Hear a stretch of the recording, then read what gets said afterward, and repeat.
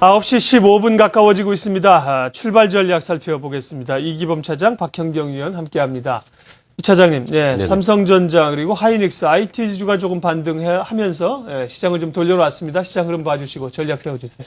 네, 그렇습니다. 이 시각 현재 시가총액 상위 종목에서 좀 두드러지는 거는 앞서 말씀드린 대로 삼성전자가 무려 1%대 13,000원대 회복을 하면서 시장 지금 2,000포인트 강하게 지지하고 있습니다. 그 외에 현대모비스, LG화학, 현대중공업 시총 상위 종목들이 시장에서 굳건히 좀 버티고 있습니다. 오늘 출발장 그 토크 이슈에서는 최근에 그 지수가 2,000포인트 위에서 조정이냐 추가 상승이냐 갑론 을박이 상당히 많았었습니다. 그러나 최근 시장에 대해서 명백한 거는 유동성 장세라는 거는 틀림없습니다. 실제로 QE3 지난 14일 날 미국이 3차 양적 완화를 실시하면서 이번 달 9월 달 한 달간만 외국인들 순매수 누적이 무려 2조 6천억까지 왔습니다. 실례로 과거를 살펴보게 되면은 2009년도에 2009년 3월 달에 1차 양적 완화 시행을 했었을 때 그때 무려 외국인들은 7개월간의 순매수를 나타냈었고요. 이 시간에 들어왔던 이 기간 동안에 들어왔던 금액이 무려 12조 대였습니다. 그리고 2010년 11월에 2차를 발표했을 당시에도 무려 외국인 같은 기간 7개월 동안 순매수를 보이면서 무려 9조 7천억이라는 순매수 시장의 유의를 보여줬습니다. 그래서 과거 1차, 2차를 비교해 보면은 외국인들에 대해서 추가 자금 투입은 시장에서 좀 기대감을 가지고 있습니다. 그리고 또 하나 국내 시장을 살펴보면 연기금을 좀 들 수 있겠습니다. 연기금이 전일자 그 뉴스에 나왔는데 최근에 주식 투자 비중을 24%까지 플러스 마이너스 5%는 내외는 있습니다만은 최대 24%까지 했었는데 내년에는 30%대까지 좀 확대를 시키겠다. 전체 자산 운용 기금이 약 380조니까는 10%만 오른다 해도 38조라면 국내 시장이 상당히 좀 큰 자금으로 나타나게 되어 있습니다.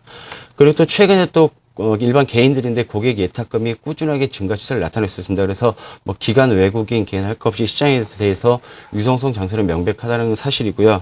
그러면 이 유동성 장세에서 외국인과 기관들 그다음에 개인들은 어떻게 했는지 특히 최근에 순매수를 강하게 나타내고 있는 외국인들의 관심 업종과 종목을 좀 살펴봤습니다. 특히 외국인들은 최근에 이제 전일 같은 경우도 봤을 때 무려 5천억 넘게 시장에서 순매수를 했습니다. 봤더니 과거의 시장 주도주였고 역시 실적 호주에 대한 기대감을 가지고 있었습니다.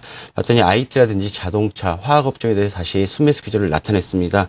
아무래도 QE3 시행이 되다 보면은 유동성 장세에서는 경기 민감주에 대한 시장에 대한 관심이 좀 나타날 거고요. 앞서 말씀드린 대로 삼성전자라든지 현대차, 기아차, 실적 호주 업종과 저평가 메리트가 있는 종목에 대해서 관심을 꾸준히 가질 필요가 있겠습니다.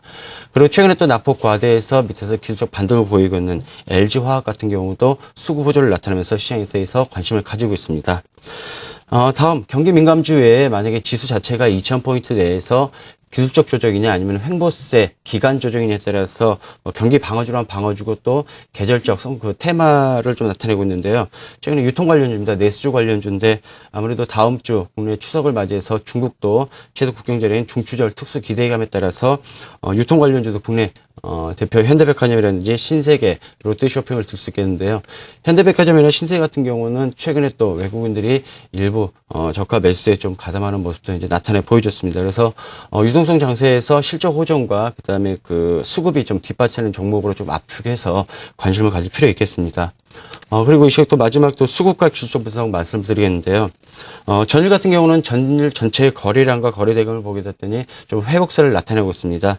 전체 전일 거래량 같은 경우는 8억 8,100만 주가 거래가 됐고요. 그다음에 거래 대금 같은 경우는 6조 5,810억이 거래가 됐습니다. 과거 8월 달, 7월 달에 4조대 지지분이 했던 거에 대비해서는 거의 거래량이 좀 회복되고 있는 장세고요. 앞서 말씀드린 대로 또 외국인들 고무적인 게 7거래일제 오늘까지 8거래일제 순매수를 나타내고 있는 게 시장에 대해 상당히 좀 고무적으로 나타나고 있습니다. 다만 앞서 말씀드린 대로 지수가 2,000포인트 내에서 객장에 계시는 저희한테도 전화가 오는데 펀드 환매 투자권의 펀드 환매에 대해서는 당분간은 어차피 유동성 장세에서 한 번은 겪어야 될 상황이기 때문에 투자권 펀드 환매가 지속되는지 아니면은 기관들도 다시 펀드에 대해서 환매를 멈추고 다시 재매수 들어오는지 반드시 좀 체크할 필요 있겠습니다. 기술적 분석상으로는 앞서 말씀드린 대로 단기 급등에 대한 좀 부담감이 있는 건 좀 사실입니다. 그러나 밴드 상단 위로는 2,050포인트까지 열어놓은 있는 상태고요. 가장 중요한 거는 증권주 움직임을 좀 봐야 될 것 같습니다. 과거에도 좀 그랬듯이 지수가 마지막 피날레를 좀 할 때 증권주들의 움직임이 상당히 좀 크게 나타났습니다. 그래서 증권주의 향방주의 좀 주목해야 될 것 같고요. 기술적 조정이냐 아니면은 기간적 조정이냐 반드시 좀 짚고 넘어갈 필요 있겠습니다. 네. 이기범 차장의 시장 분석 투자 전략이었고요. 박형경 의원님은 기관 투자가들 또 투신에 이제 환매가 좀 있어서 부담 가고 있는데 기관들의 포트폴리오 변화를 주목하자고 하셨습니다. 예, 22회 국채 매입 프로그램과 독일 헌법재판소의 합헌 결정 그리고 지난주에 그 연준의 QE3 발표에 이르기까지 굵직한 이벤트들의 결과가 드러남에 따라서 우리 주식시장 내부적으로도 좀 변화가 빠르게 일어나고 있는 모습입니다. 거래소 안에서 기관들의 경우에는 통신주와 음식료, 제약, 보험, 서비스 업종 등 그동안 부진한 시장 속에서도 상대적으로 견조한 흐름을 이어왔던 업종들을 팔고 화학이나 철강, 조선과 같은 낙폭과대주 혹은 은행증권, 건설과 같은 유동성 관련주, 경기 민감주들을 좀 매수를 하고 있는 모습인데요. 어떠한 큰 이벤트가 터졌을 때 외국인이나 기관 모두 당장은 이 거래소의 대형주들로 집중하는 매매를 보이기 때문에 아직까지 코스닥 시장에서의 변화가 크게 두드러지게 나타나고 있지는 않지만 그래도 일정 부분은 좀 포착을 할 수가 있었습니다. 특히 외국인보다는 기관의 매매에 더 큰 의지를 하고 있는 코스닥 시장의 특성상 기관의 매매 변화를 통해서 투자 아이디어를 얻어보는 부분이 필요할 것 같습니다. 표를 좀 보시도록 하겠는데요. 테마 안에서 기관들이 핵심 종목을 어떻게 변경했는지 살펴보도록 하겠습니다. 지난주 이후로 기관의 매매에서 가장 두드러진 부분은 그동안 코스닥 시장을 이끌어왔던 모바일 게임주와 엔터주, 헬스케어, 피팅주, 제약주 내의 대표 종목들을 대거 처분했다라는 점입니다. 그런데 거래소와는 달리 테마 자체를 갈아탄 것은 아직 눈에 안 띄고요. 테마 안에서의 종목 교체를 시도하고 있는 것으로 보여집니다. 다만 상대적으로 더 많이 올랐던 모바일 게임주나 피팅주의 경우에는 아직까지는 다른 종목으로의 교체가 활발하지는 않는 것 같습니다. 특히 이제 이들 종목들, 그동안 많이 올랐던 종목들의 경우에는 많이 빠졌기 때문에 기술적 반등은 언제든지 줄 수 있습니다. 오늘의 경우에도 컴투스가 모 증권사에서 긍정적인 의견과 함께 목표 주가를 상향 조정하면서 반등이 나오고 있는 부분인데 이러한 시점에서 가장 주목해야 될 부분은 이들 종목들의 반등이 나타났을 때 거래량이 실리는지 반드시 확인을 해주셔야 될 것 같고요. 개인의 매수, 그러니까 개인 중심의 수급이 유입되는 건 아닌지 이러한 부분들에 대해서도 경계감을 가져야 할 것 같습니다.